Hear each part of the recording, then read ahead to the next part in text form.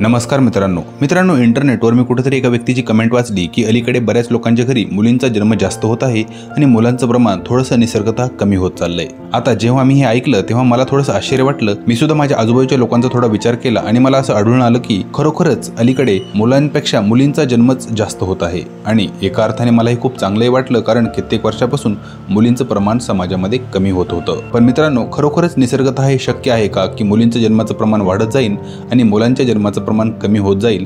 यावर मला प्रश्न पडला आणि मग यावर मी काही रिसर्च केले आणि हे रिसर्च खूपच शॉकिंग होते। मित्रांनो, खरोखरच शास्त्रज्ञांनी हे सांगितलं आहे की मुलांच्या जन्माचं प्रमाण कमी होत जाणार आहे आणि एक वेळ अशी येणार आहे की आपल्या या जगामध्ये फक्त आणि फक्त मुली जन्माला येणार आहेत। हे सगळं ऐकून मलाही आधी असं वाटलं की ह्या सगळ्या हवेतल्या गप्पा आहेत, पण तसं नसून मित्रांनो, हा शास्त्रज्ञांचा प्रॉपर रिसर्च आहे। मित्रांनो, तुम्हा सगळ्यांना माहितीच आहे की मूल जन्माला येण्यासाठी महिलेमध्ये XX गुणसूत्र असतं आणि पुरुषांमध्ये XY गुणसूत्र असतं आणि त्या आधारावरच मुलगा जन्माला येणार की मुलगी जन्माला येणार हे निश्चित होतं। आता Y गुणसूत्र हे पुरुषाच्या जन्माचं कारण असतं आणि जर Y गुणसूत्र कमी होत गेलं तर पुरुषांचा जन्म होऊ शकत नाही।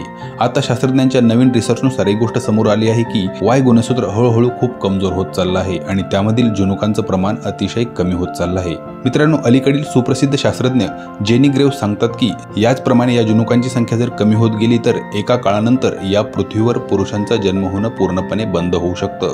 आणि मित्रांनो, असं घडणारा माणूस हा एकमात्र प्राणी नसून याआधी सुद्धा इतर कित्येक प्राण्यांमध्ये असे बदल झाले आहेत।